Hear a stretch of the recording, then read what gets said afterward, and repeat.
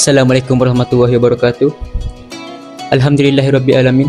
Wassalatu wassalamu ala asyrafil anbiya'i wal mursalin wa ala alihi washabihi ajmain.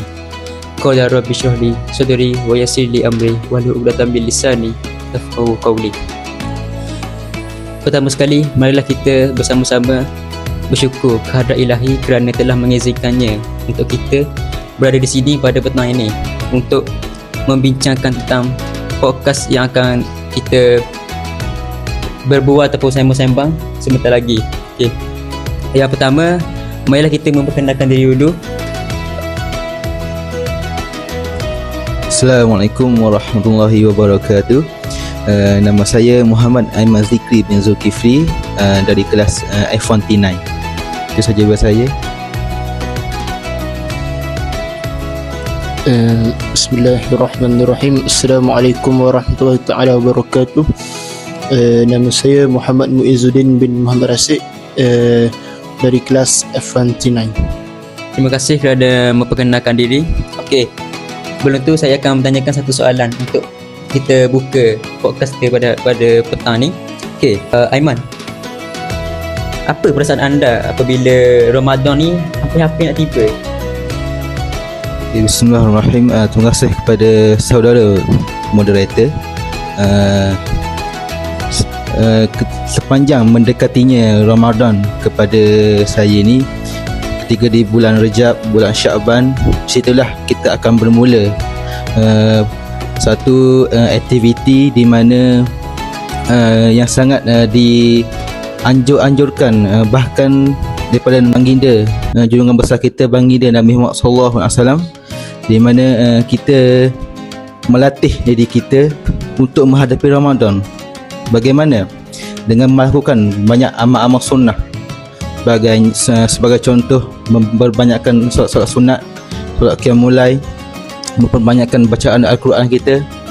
Dan alhamdulillah, disebabkan latihan yang kita buat di bulan Sya'ban dan juga Rejab, untuk tibanya Ramadan, kita dah pun bersedia untuk menambah ataupun melipat gandakan amalan yang kita lakukan selama ini. Jadi itu saja buat saya.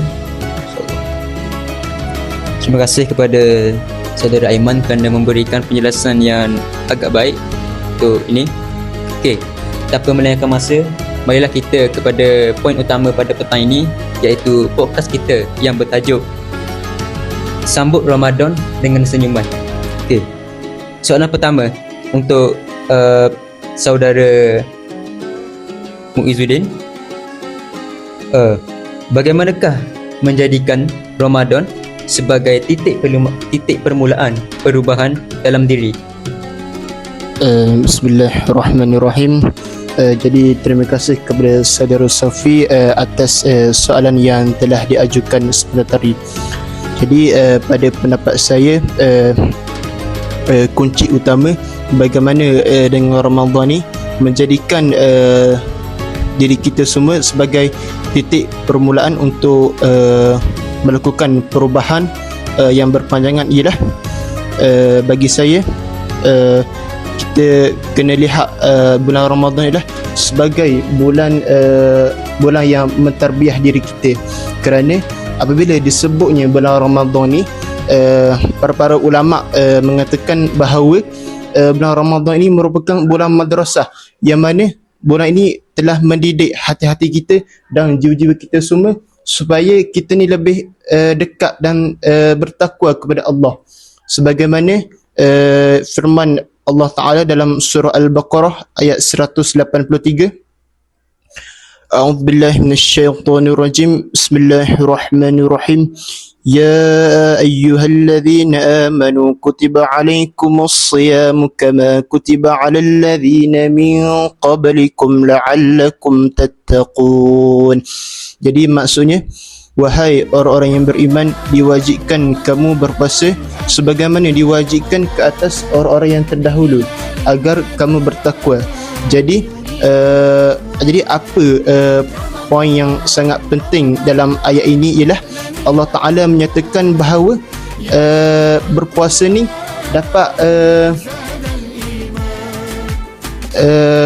untuk kita ni bertakwa kepada Allah.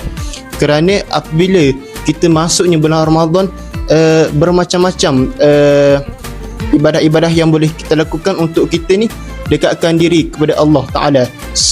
Contohnya solat sunat tarawih, bacaan Al-Quran, qiyamul lail, tahajud dan juga sedekah.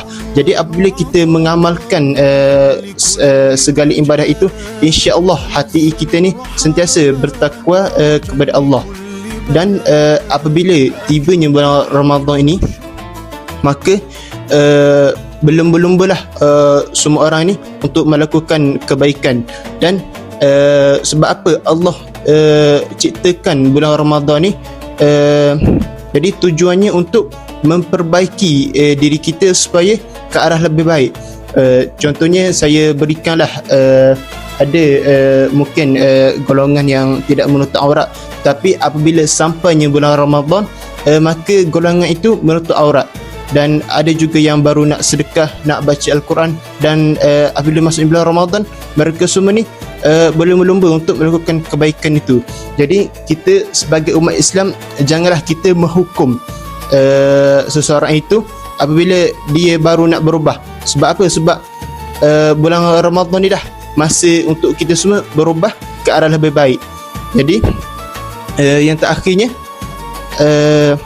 maka kita ni sebagai umat Islam kena memanfaatkanlah bulan Ramadan ni sebagai bulan yang untuk kita ni sentiasa bertakwa kepada Allah. Jadi sekian itu saja. Terima kasih saudara Muiz. Soalan seterusnya yang diajukan oleh kepada saudara Aiman, apakah tips-tips untuk kita sebagai seorang pelajar kekal produktif ataupun semangat semasa bulan Ramadan ni? Lepas tu kita pun sambil-sambil tu kita belajar. Apakah tips untuk kita supaya kita dapat sentiasa belajar ataupun supaya kita belajar dan fokus dengan amal ibadah untuk Ramadan? Okay, bismillahirrahmanirrahim. Tips sebagai seorang pelajar untuk kita kekal produktif bukan sahaja dari segi akademik dan malah dari segi ibadah. Okey, kita bincang pasal akademik dulu. Untuk akademik, first thing first, sebagai seorang pelajar, kita semestinya dah pun diajar bukan sahaja daripada kolej lagi, bahkan daripada tadika lagi, kita diajar untuk mengurus waktu dengan cermat. Betul. Jadi kalau kita lihat sebagai seorang pelajar, kita boleh mengatur jadual waktu kita. Sebagai contoh, kita kelas pukul 8 sampai pukul 4. Jadi pukul 4, selepas pukul 4 tu, apakah aktiviti yang kita boleh lakukan untuk mengisi kekosongan tu? Sesetengah pelajar mereka mengambil langkah dengan membuat ibadah. Ada setengah pelajar mereka mengambil jalan lain, iaitu tidur. Akan tetapi bagi pandangan saya, sebagai seorang pelajar lah, untuk membalancekan antara ibadah dan juga akademik, waktu pagi ketika selepas daripada sahur itu tidak digalakkanlah, bahkan daripada para doktor pun, untuk tidur selepas daripada sahur. Sebab kajian mengatakan bahawa otak mempunyai rangsangan yang sangat tinggi ketika waktu pagi, di mana fokus seseorang itu meningkat 2 kali ganda pada waktu pagi. Jadi sangat sesuailah untuk kita mengulang kaji pada waktu pagi. Ataupun bagi sesetengah pelajar yang merupakan seorang tahfiz, di situ juga dia boleh mengambil kesempatan untuk menambah hafazan dia lah. Pada waktu petang pula, kajian juga mengatakan jika seseorang itu tidur pada waktu petang, badan dia akan mengalami satu penurunan selama 40 hari. Itu apa yang dikatakan oleh seseorang doktor pakar lah. Jadi bukan nak kata tak boleh tidur. Setengah orang tu memang betul-betul letih, sehingga kan memang badan yang perlukan tidur, jadi tidur. Tapi orang bagi setengah pelajar, kalau kita tengok di KMKT ini, kita dah diberikan satu kemudahan di mana semua tempat untuk kita berjalan mempunyai atap. Jadi kita tak perlu pun untuk berjalan di bawah terik matahari. Berbeza dengan pelajar universiti, di mana pelajar universiti ini kebanyakannya mereka mengambil langkah untuk berjalan kaki daripada kolej kediaman ke tempat fakulti pelajaran. Jadi untuk kes pelajar matrikulasi, bagi saya waktu petang ini sangat elok lah untuk diisi oleh aktiviti-aktiviti ibadah lah, seperti tadarus ke ataupun ulah kaji ke gitulah. Dan pada waktu malam sangat digalakkan lah untuk tidur awal. Sebaik-baiknya sebelum pukul 11 malam ataupun pukul 10 malam. Sebab apa? Otak kita ni semakin kita beri rangsangan cahaya kepada mata kita, otak kita ni akan secara automatik dia mengira yang waktu masih lagi siang. Bila mata kita menerima rangsangan cahaya mungkin daripada lampu ataupun telefon, otak kita akan menerima isyarat daripada mata itu, dan ia akan menafsir mesej daripada mata bahawa masih lagi siang ataupun masih lagi cerah, jadi belum masanya untuk tidur. Jadi tips saya untuk pukul 10 ataupun pukul 11 bolehlah tutup lampu bersama roommate ke, ataupun kalau nak siapkan kerja-kerja rumah ke, bolehlah cari tempat yang open sedikit, sebab tak nak mengacau roommate yang lain lah, untuk menjaga kualiti tidur mereka. Jadi mungkin itu saja tips daripada saya. Sekian. Okay, terima kasih kerana memberikan penjelasan yang sebaik mungkin tentang tips-tips untuk menyeimbangkan antara belajar dengan amal ibadah semasa bulan puasa ni. Okey, kepada saudara Muiz, ni soalan yang kedua untuk anda. Okey, soalannya, bagaimanakah cara terbaik untuk kita sebagai seorang pelajar menyambut Ramadan supaya momentum ibadah kita konsisten ataupun semakin membaik dari hari ke hari? Jadi terima kasih kepada saudara Sofi atas soalan yang diberikan. Jadi pada pendapat saya, bagaimana cara kita sebagai seorang pelajar untuk menyambut Ramadan supaya kita ni sentiasa konsisten dan mengekalkan momentum untuk beribadah. Jadi tadi pendapat saya ialah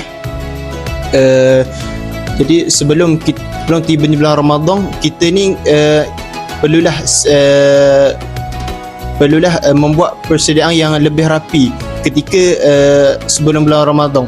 Sebab apa? Sebab apabila kita membuat persediaan yang rapi, kita boleh mengekalkan momentum kita untuk beribadah di bulan Ramadan.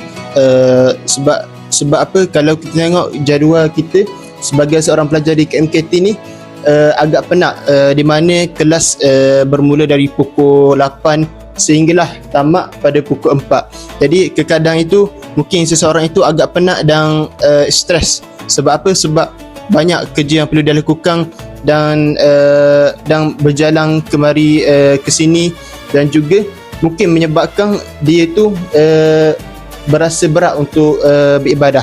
Jadi saya ingin kongsikanlah antara cara kita nak membuat persiapan sebelum bulan Ramadan ialah, yang pertamanya kita boleh melakukan amalan-amalan kecil yang sederhana, tetapi insya-Allah kalau kita buat, kita boleh konsisten. Jadi antaranya sebelum bulan Ramadan ni kita boleh membaca Al-Quran.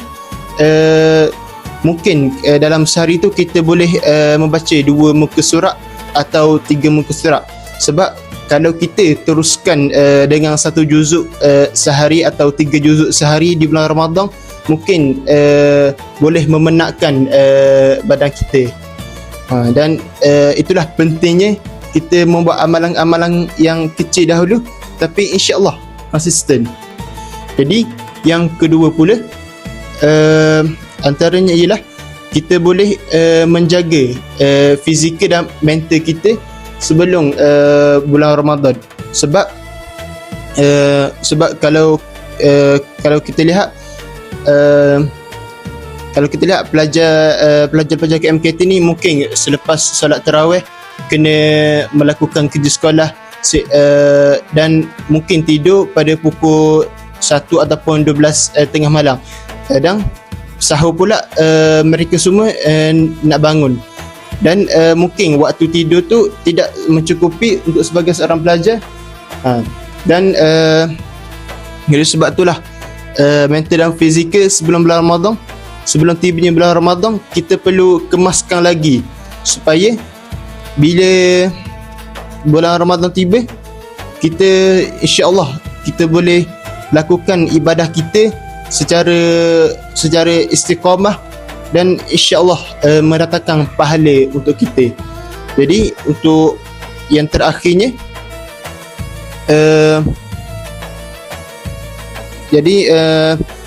sebelum tibanya bulan Ramadan, kalau boleh kita ni perlulah membuat persediaan yang lebih rapi dan sentiasa menjaga kesihatan kita. Ya, terima kasih saudara Muiz kerana telah menjawab soalan tadi. Saya setuju dengan apa yang Muiz cakap sebentar tadi. Sebagai seorang pelajar pun, saya dah lalui semua tu. Jadi saya rasa apa yang Muiz cakap tu betul. Tentang tidur lewat, buat kerja sekolah, lepas tarawih buat kerja sekolah. Habis lewat pun pukul 2. Dan pukul 2 pukul 1 tidur. Lepas tu tidur, mungkin kita terlewat sahur sebab kita lewat tidur kan. Jadi sahur kita terlepas. Lepas tu kita akan kurang fokus untuk melakukan ibadah ataupun kita belajar.